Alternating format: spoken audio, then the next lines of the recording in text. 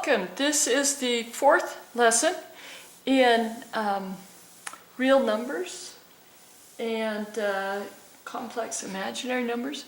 Anyway, this lesson, we're going to find out how you can use, we're going to learn first what a conjugate is, then how you can use conjugates to find the absolute value of a complex number and to divide complex numbers. So first thing is, what is a conjugate? Cool word. I had the students in class discover this. We actually took an imaginary number like this in this format, and then I asked them to multiply that imaginary number by another binomial that it contained an imaginary number and come out with only two terms. What they came to realize is that they had to use a conjugate. What a conjugate is the exact same numbers with the minus in the middle. For example, the conjugate of 4 plus 7i is 4 minus 7i, and that's all the more a conjugate is. Okay? This is real important that you see that this is the symbol that they use for conjugates. Otherwise, I could confuse you during this lesson, so make sure you see that. Okay, so we write down our conjugates here. 4 minus 7i. Now what happens is if you do the box method on this, 4 or FOIL plus 7i, 4 minus 7i, you're going to see that you end up with two terms. Because with the plus and the minus in there, you wipe out your middle term. 4 times 4 is 16, minus 7i, minus 28i, getting ahead of myself, plus 28i, and negative 7 times positive 7 is negative 49i squared. With the square, we cross that out and change the sign. So we have 16 plus 49, which would be 65. And we don't have any I values left. So we've wiped out our imaginary root there. Next one. 5 minus 2i, I would hope you would say it would be 5 plus 2i.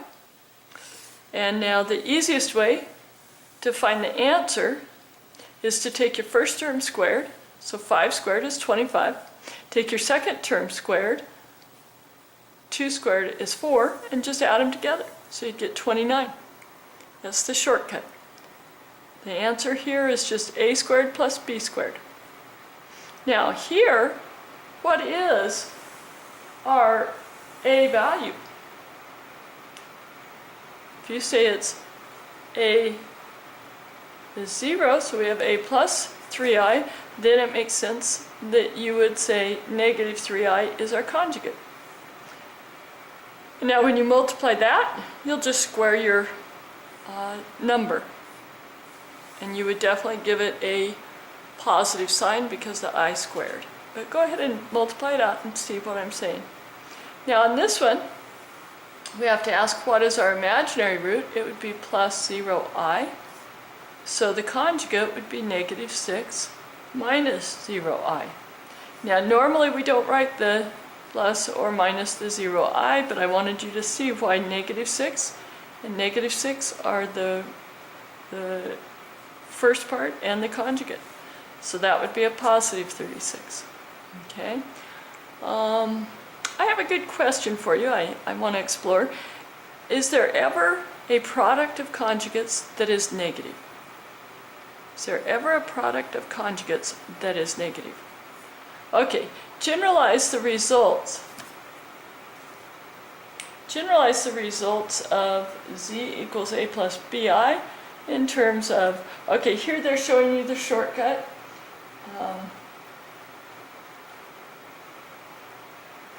I'm just writing down my question because I think it's a great question for on a final exam. Is there ever a conjugate product that results in a negative number?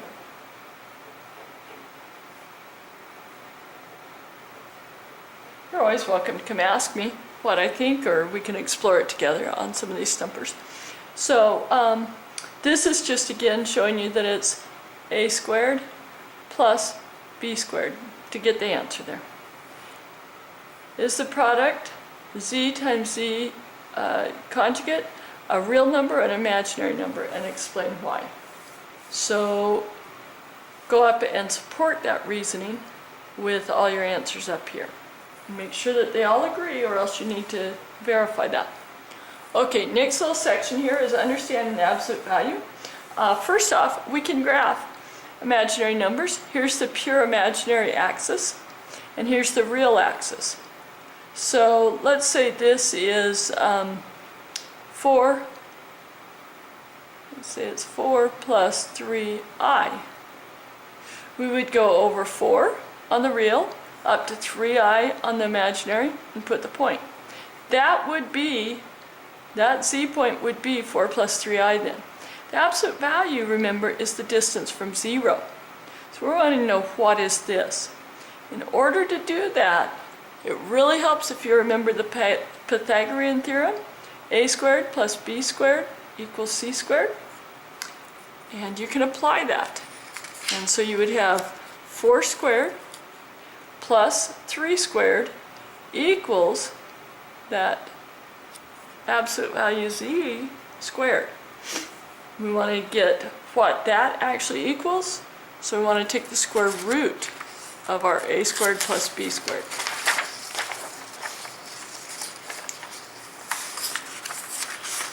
Okay, if z plus a equals a plus bi, use the Pythagorean theorem to express z in terms of a and b. Okay. So let's just go z equals a plus bi. We want to find the absolute value. We know that we go over a units on the real, so let's square that. We go over b units on the imaginary, so we'll square that. We don't really need the I in there. You can have it, it'll wipe out. And that will equal the z squared. Okay? So, in order to find the z, we want to get rid of the square there. We would wipe that out. We would find the absolute value of z. We wipe that out by taking the square root, and this would be the square root. Absolute value of z is the square root of a squared plus b squared. Okay? So that's what you're looking at as far as plugging it in. Show the formula you wrote for question 2a also applies to special cases. Okay, you can go ahead and plug these in and show just like I did up here and see how it comes out. It's always kind of nice to know what these special cases turn out like so that you can shortcut your work a little bit there.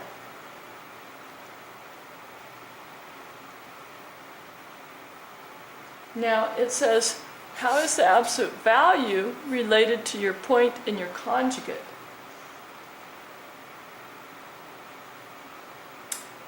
And it says, how are they related to the point and the conjugate's product actually? Well, the point and the conjugate's product we just saw on the front page was a squared plus b squared. And we just saw here that the absolute value is a squared plus b squared with the radical over it because of the absolute value. So that's how they're related. This is the product of the conjugate. The absolute value of z is the square root of that. You put that in your own words and preferably even show an example. Okay, next up. Comparing complex values of complex numbers. Find the absolute value. Well, we know we just take the a squared, the b squared. 3 squared and 4 squared is 9 and 16. So that would be 25. Square root of 25 is 5. Here we take 1 squared. Even though it's a minus 5, we still square it. So it would be 1 squared is 1. Negative 5 times negative 5 is positive 25. So 1 plus 25 is 26. And that one doesn't simplify. Okay? Compare the absolute values. Okay? So this time, go ahead and work this out and work that out. Oh, we already did up there. So 5 and radical 26, so I would look at radical 25 and radical 26. And I would have to say radical 26 will be bigger. And the reason for that is because the first one equals radical 25, second one equals radical 26, and that shows clearly this one's the bigger number. Okay? What does the comparison tell you about the points in the complex plane representing 3 plus 4i and 1 plus 5i? The main thing that it's telling you is that this one would be in the first quadrant, since both numbers are positive.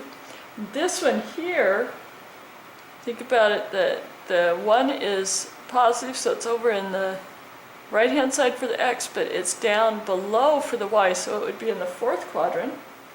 And that this point is a little bit closer to the origin. That's about all that I can see that it says. Okay, the last question here in part A, you found that 3 plus 4i equaled 5. Absolute value of 3 plus 4i equaled 5. Give 3 other complex numbers that have an absolute value of 5. So you can use 3 plus 4i, or I mean you can use 3 and 4i, but you need to find other ways to use them. If you need to, go to a graph and find something that's the exact same distance. Okay? Next page. Dividing complex numbers. Now, we reviewed when we did radical expressions and simplifying, you can never end up with a radical on the bottom of a fraction. Not okay. We can't have irrational underneath on a fraction. And we talked about why and everything. I'm shortening it here. But when you look at this problem, you might say, oh, it looks pretty simplified. The reason you can't give it as an answer is that we've got 2i down there, and you know that I is equal to radical negative 1. So again, in class we took a little more time, but we talked about how you could get rid of that. You can multiply it by its conjugate, which would be a negative 2i. Okay? So this would create a negative 4i squared, which will cancel out, and we get 4. Okay? Now, negative 2i times positive 6 would be a negative 12i. Negative 2i times negative 4i would be a positive 8i squared.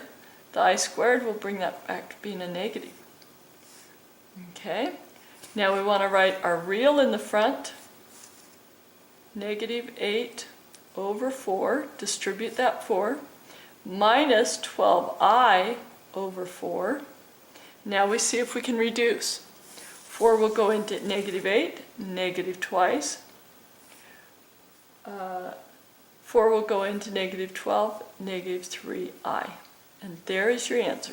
Can't simplify any more than that. Okay, down to this one. Do the same step. You'll multiply by the conjugate to get rid of the I on the bottom. 2 minus I, 2 minus I. So you can go ahead and multiply those. It's really easy on the bottom if you haven't seen the shortcut already. You're taking the first times the first, that would be 4, and adding the last. So 4 plus 1. It's actually the conjugate rule. Remember, equaled a squared plus b squared. You can just take your a value, square it. 4. Take your b value, square it. That's 1. 4 and 1 is 5, so you know the answer underneath is 5. Then make sure out here on the side to distribute that 5 under each one and reduce it. Right? I'm going to leave the top for you to FOIL or box. On this one, you would be multiplying by a 2 minus 2i. And you take the exact same steps. How can you use multiplication to check the quotient? Oh, let me show you on that first one. It's pretty neat. See this first problem? We can use our original problem and our answer and check it. Let me show you how. If you have a simple problem, let's say 8 divided by 4, you know the answer is 2. And a way to check it is to go 4 times 2 equals 8. Well, same thing here. We have 6 minus 4i over 2i. We got the answer negative 2 minus 3i. So now to check it, we can multiply these two. 2i times negative 2 would be negative 4i. 2i times negative 3i will be, oh, I'm sorry, that's 2i times negative 3i would be a negative 6i squared. And now the square will cancel the sign, so we get 6 minus 4i. Took me a minute, I was getting confused, not realizing that I had the I squareds coming. It's looking like it was wrong. Okay, on the next one, find the absolute values of the dividend, the divisor, and the quotient in part A. So come back up here and find the absolute values for each of these. So let's go absolute value of 6 minus 4i. We know that we square and we just add them. Okay, so 36 plus 16 equals 52. Don't forget that this is inside the radical because it's an absolute value. Now on the next one, the divisor, 2i, absolute value would be square root 4. Next one, negative 2 minus 3i, absolute value would be 4 plus 9 is radical 13. Now it says, how are these absolute values related? I'll give you a hint. Put an equals in there and figure out what operation you can use between these two to get that one. And if you look back up in this problem, it should help you. Okay, over to your homework. These top ones, all that you're doing is finding the absolute values, so just a squared plus b squared. Then compare the absolute values of each pair, so you're going to be doing square root of a squared plus b squared, and you're going to be comparing them. And then on these ones, use your conjugate to get rid of the I on the bottom and give me a final answer. If you want to do every other one, that's just fine. Just write a note that you heard that on the video, and feel free to go ahead and do that. For a complex number z, compare absolute value z and the conjugate absolute value of z. Okay? Explain the relationships in two ways, using algebra and using the geometric interpretation, which is the graphing. Okay, so please show me that. You're going to compare a conjugate absolute value and its pair. Okay? For a real number, a, the absolute value of a equals absolute value of negative a. Show this property also applies in complex numbers and its opposite. Okay, so here they want you just to show it with complex numbers, so a plus bi, or you can do it actually with just a pure well, no, not pure imaginary. They do ask for the complex. So do the a plus bi, comparing those two. Simplify and show it to me. If z1 equals a plus bi and z2 equals c plus di, show that z1 times z2 equals absolute value of z1 and the absolute value of z2. I'm going to go ahead and have you do that. And please come in and show me, especially in tutoring. I'm going to look on your papers to make sure that you've done that. That's going to be some important points on this. Let z3 equal z1 times z2. And by z1 and divide z3 by z1 and get z2 as a quotient. How can you use the absolute values to check? big clue on that is to come back over to what you learned in these two problems. You can really shortcut that one if you remember what you've learned there, and if you really understood it. Okay, I'll see you in class or in tutoring. Take care.